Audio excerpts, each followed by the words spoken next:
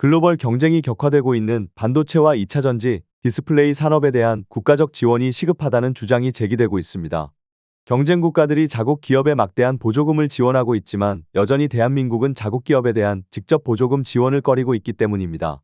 6일 한국경제인협회는 한국과 경쟁국의 첨단산업 지원 정책을 비교하는 주요국 첨단산업 지원 정책 비교 및 시사점 보고서를 발간했습니다.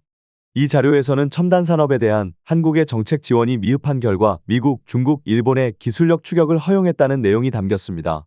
글로벌 경쟁이 격화되는 반도체는 경쟁 국가들의 보조금 지원이 빠르게 늘고 있는 업종입니다. 미국 바이든 대통령은 2022년 칩스법에 서명하며 미국의 국가안보는 반도체 산업에 달려있다고 말했습니다.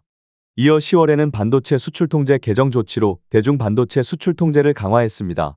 또한 아시아 국가에 의존하던 반도체 생산을 자국에서 해결하기 위해 인텔에 85억 달러 보조금 투입 계획도 발표했습니다.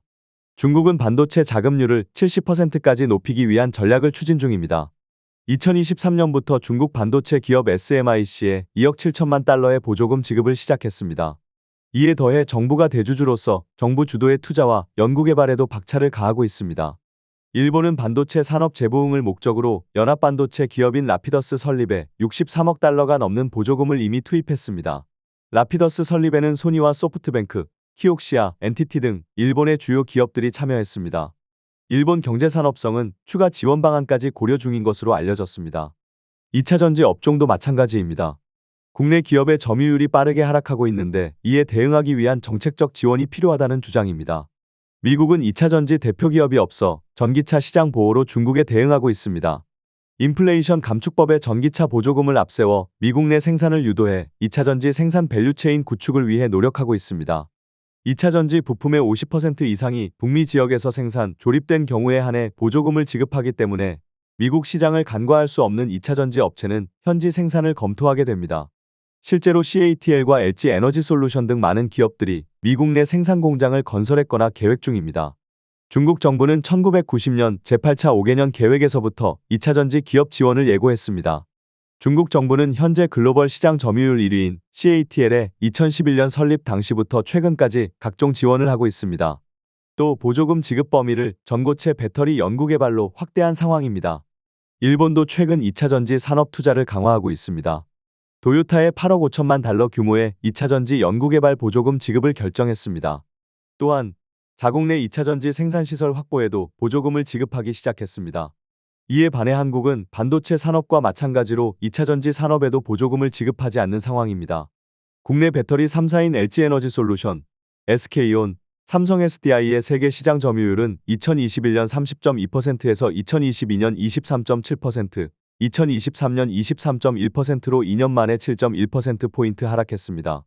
주요국의 반도체, 2차 전지 산업 정책의 공통점은 정부가 개입해 경제 성장을 달성하려는 것입니다.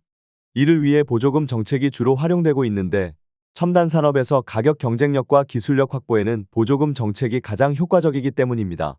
반면 한국은 기업 대상 세액 공제와 같은 간접 지원에 나서고 있습니다. 현재 세수 부족 상황을 고려했을 때 미국이 시행 중인 직접 환급 제도로 정책 지원이 필요하다는 주장입니다.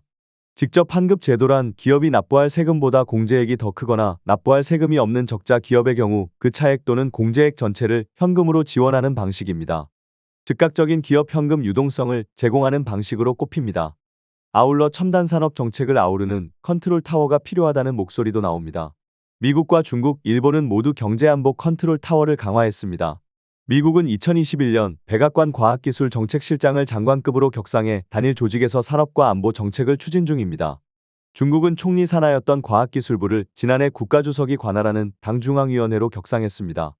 일본은 2021년 장관급 조직인 경제안보 담당관실을 설치해 총리 주도의 범부처 통합대응체계를 구축했습니다.